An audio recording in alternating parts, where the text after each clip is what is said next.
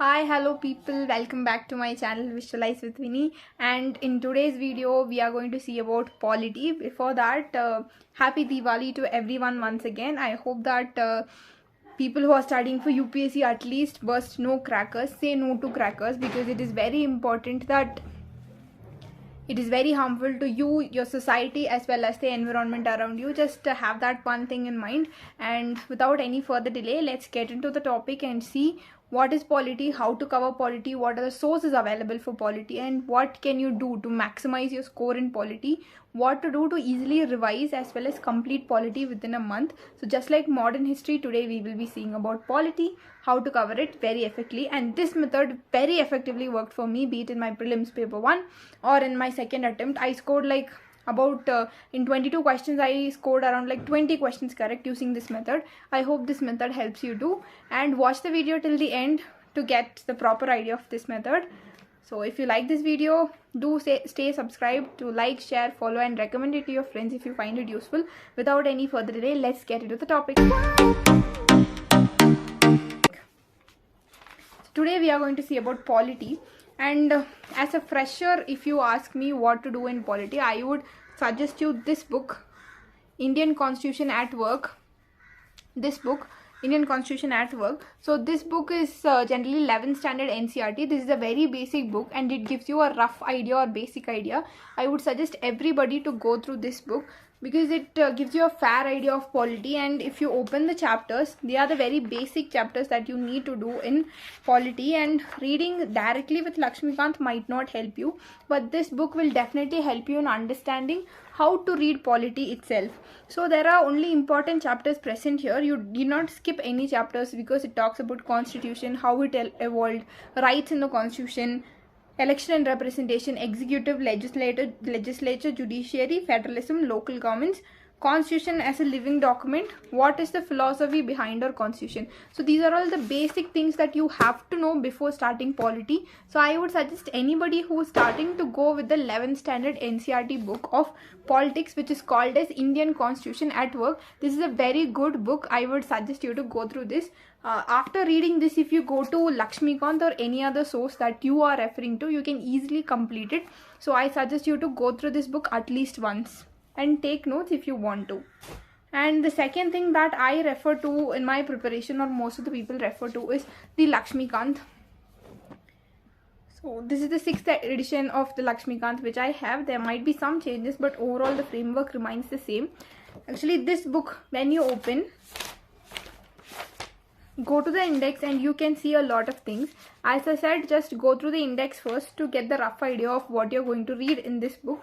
So I want you to do that also in Indian polity. And after you read, first of all, see part 1 is about constitutional framework. It talks about the history, making, salient features, union territories, fundamental rights, fundamental duties, DPSP. Everything, an amendment in basic structure will be in the constitution. That is the rough framework of the constitution. What are the important provisions? Generally, the first part talks about article 1 to article fundamental duties, article 51A. So till part 4A, it talks about article 1 to 51A. Everything will be covered in part 1. And when you go to the part 2, is the system of government. It talks about parliamentary system, emergency provisions, federal system, center-state relations, interstate relations. And part 3 talks about central government, the different kind of people or executives in central government, like president, vice president, prime minister, council of ministers, the parliament, parliamentary forums, the supreme court. Basically the central government's part will be covered in part 3, and in part 4 you have the state government. Similar to that, governor, chief minister, state council of ministers, the state judiciary or the high court, and the subordinate courts, the tribunals, everything will be covered here. And in the part 5 you have the local government of panchayat and municipalities, and in part 6 you have union territories. In part 7 you have constitutional bodies like election commission, UPSC. There are like 10 to 12 constitutional bodies they have given here, important constitutional bodies. Similar to non-constitutional bodies also you have in part 8, Niti Aayog, National Human Rights Commission, because they are all statutory bodies. Everything will be given here. and other constitutional dimensions like official language, public services, etc. is given here. In part 10, it talks about the political dynamics or the changing politics like elections, political parties. Basically, all the election, the coalition government, anti-defection, pressure group, etc. will be covered under this chapter. And in the 11th chapter, you have the working of the constitution. Generally, a report presented by Venkatachalya committee. The general suggestions as well as their findings will be given in the part 11. So generally, if you take the index is split into 11, and I would suggest not to go in this order, because if you go in this order, definitely you will get confused, as you have a vast book to cover and you have to read it completely also to get a rough idea. I would suggest going by a method, the method that I followed. After going through previous year's question papers, as we always do, go for the repeated topics. First cover the repeated topics and then go for other things. Don't you think that jumping into the direct topic will make me confused? If you ask me that, that is why I suggest you to study this book first. If you have studied this book first, then it will be very easy to cover this book even if you go from the middle of the chapters.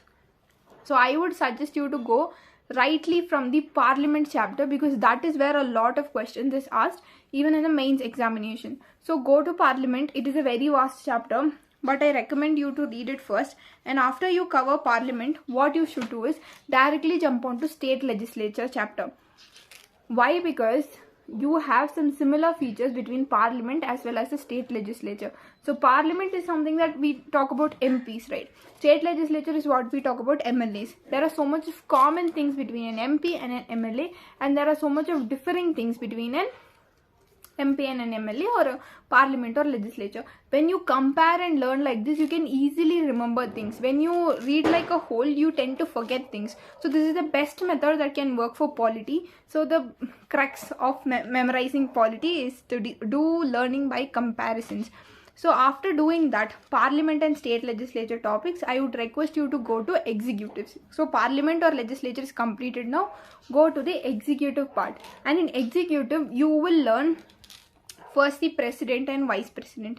And soon as you complete it, jump to governor chapter and read the governor chapter. Similarly, what are the similarities, dissimilarities, compare both and start learning and make notes out of it. So this is how you will learn executive, and for every executive in the state government, you have a equal kind of executive in the central government. For example, if you take State Council of Ministers, you have Central Council of Ministers. Similarly, there you have Supreme Court, here you have High Court. So compare like this and split the chapters first. Write what are the similar chapters in the corner of the index page and start reading in this manner, so that when you compare two things, you will not get confused. And when you see the question paper itself, lot of questions are asked based on comparison.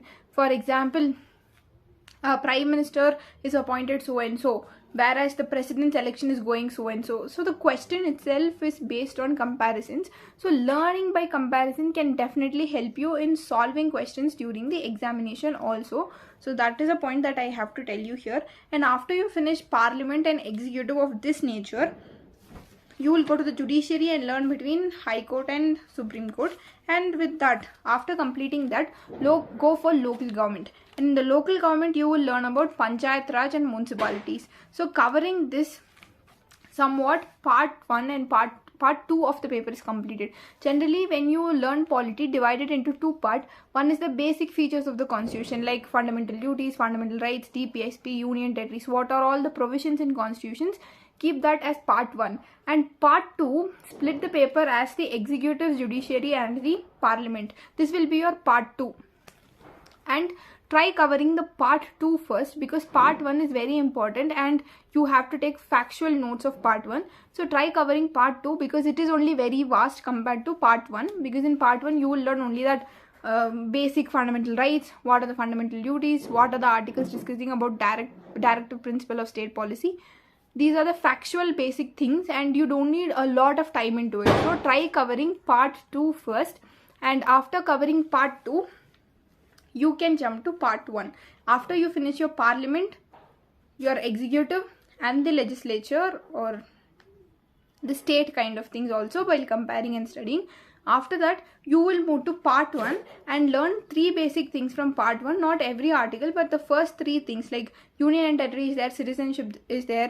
Like from 1 to 51A, you have lot of things. But the basic things that you will cover first is the fundamental rights. And after fundamental rights, you will cover your fundamental duties. And after your fundamental duties, you will cover the directive, state, principal, policy. So these are the 3 things that you will cover in your part 1 initially. So if you complete this much, it is more than sufficient. 65% of your polity paper is completed. First, try to complete this part, because the one that I mentioned is a source from where a lot of questions are asked. Initially, try to complete this once, read it once, and after that go revise it again, and then revise these chapters alone again. So 3 times you're going to do these chapters alone again and again.